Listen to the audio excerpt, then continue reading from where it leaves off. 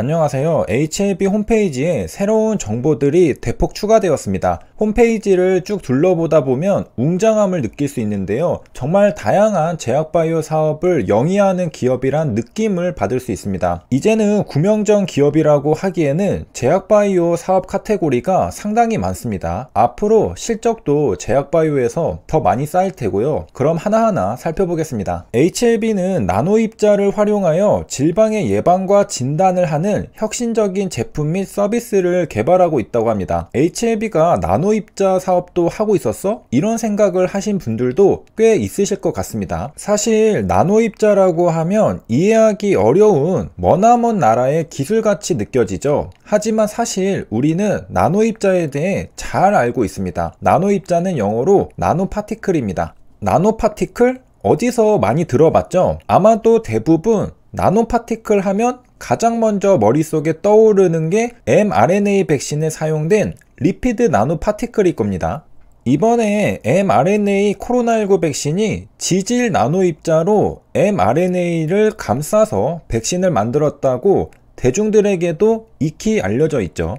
그래서 막상 나노입자의 정체가 뭔지 듣고 나면 굉장히 친숙한 개념입니다. mRNA는 1961년에 발견되었습니다. 그런데 문제가 있었죠. mRNA가 너무나 쉽게 데그레데이션 되는 겁니다. 따라서 mRNA의 불안정성을 개선하기 위한 연구가 이어서 진행되어 왔습니다. ameliorate은 안 좋은 상황을 더 낫게 만들다는 뜻입니다. 개선하다는 뜻이죠. 그 결과 등장한 것이 리피드 나노파티클입니다. 나노입자가 신약 개발에서 얼마나 중요한지 알 수 있는 대목입니다. mRNA가 있어도 나노입자 기술이 없다면 아무것도 할 수 없습니다. 나노입자 기술이 있었기 때문에 화이자 백신, 모더나 백신이 나올 수 있었습니다. 나노입자는 백신뿐만 아니라 마루나 주방용품에도 사용됩니다. 기존의 제품에 나노입자를 첨가하면 나노입자가 얇은 층을 형성합니다. 그럼 어떤 효과가 있느냐?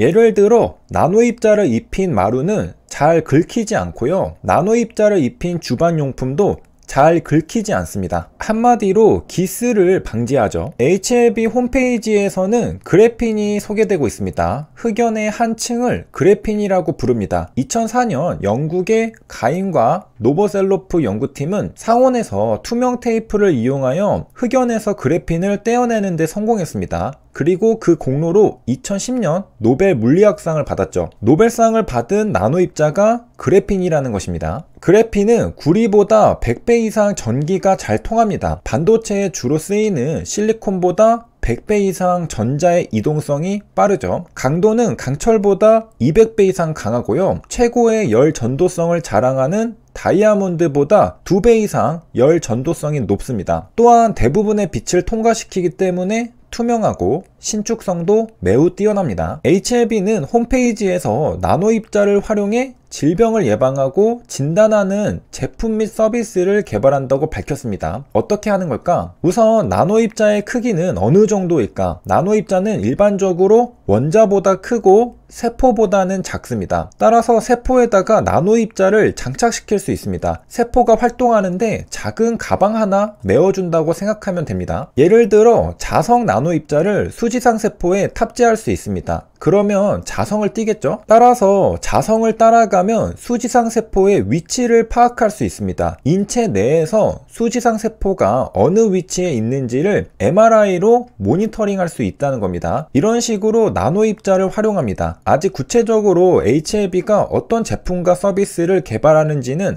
밝혀지지 않았습니다.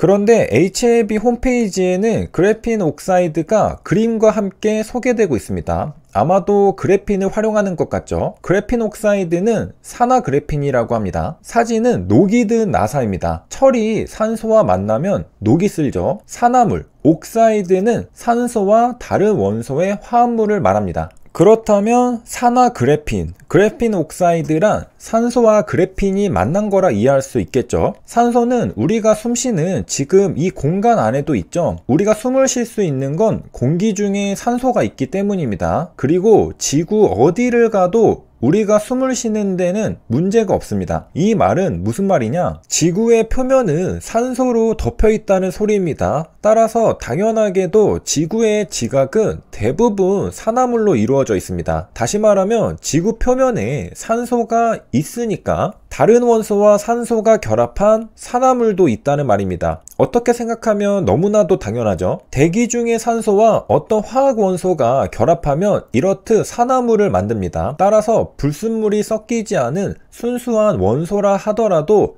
대개의 표면은 산화물로 덮여 있는 경우가 많습니다. 표면에서는 대기 중의 산소와 만나기 때문에 그렇죠. 금속도 마찬가지죠. 공기와 접하는 대부분의 금속은 표면이 산화물이나 수산화물로 덮여 있습니다. 예를 들어 알루미늄 포일은 얇은 산화 알루미늄의 막으로 덮여 있어서 더 이상의 부식을 막아주게 됩니다. 정리하면 대부분의 원소는 대기 중의 산소와 결합하여 산화물을 만듭니다. 이제 산화그래핀도 이해하기 쉽죠? 그래핀이 산화된 겁니다. 산소와 결합한 것이죠. 그래핀을 산화시켜 만든 나노물질입니다. 산화그래핀은 그래핀이 산화되면서 탄소 결합 사이에 산소가 끼어들어 그래핀에 산소가 붙어있는 형태를 말합니다. 예를 들어 흑연에 황산 등의 강한 산을 넣고 반응시킬 경우 그래핀이 산화되면서 산소로 치환되는데 이것이 산화그래핀이 되는 것입니다. 자료화면은 벌집 모양의 산화그래핀인데요. 곳곳에 산소가 보이는 걸 알 수 있습니다. 그렇다면 산화그래핀은 어떤 장점이 있을까? 그래핀과 달리 산화그래핀은 물에 잘 녹고 생분해가 가능한 특징을 갖고 있다고 합니다. 생분해란 무슨 말일까? 미생물이 분해한다는 뜻이죠. 생물이 분해한다는 말을 줄여 생분해라고 합니다. 영어로는 biodegradation입니다. 바이오하게 데그레이션 한다는 뜻이죠. 세균 등 다른 미생물에 의해 화합물이 무기물로 분해되는 것을 생분해라고 합니다. 생분해라는 단어는 우리가 일반적으로 사용하는 플라스틱이 생분해되지 않기 때문에 등장한 개념이라고 합니다. 분해가 안 되니까 이러한 플라스틱이 자연 속으로 들어가면 문제가 발생할 수 있죠. 예를 들어 생분해가 안 되는 플라스틱이 바다로 흘러 들어가면 어떻게 될까요? 어쩌다 이 플라스틱을 먹은 생물의 몸 안에는 그대로 플라스틱이 남아있게 됩니다. 아프겠죠? 따라서 바다 생태계를 파괴할 수 있습니다. 그러다 보니 생분해되는 플라스틱도 나왔습니다. 대표적으로 옥수수 부산물로 만드는 PLA 플라스틱이 있습니다. 스타벅스가 PLA 비닐을 이용해 식품을 포장하죠. 스타벅스 비닐 포장이 특이하다는 느낌을 받으셨을 것 같은데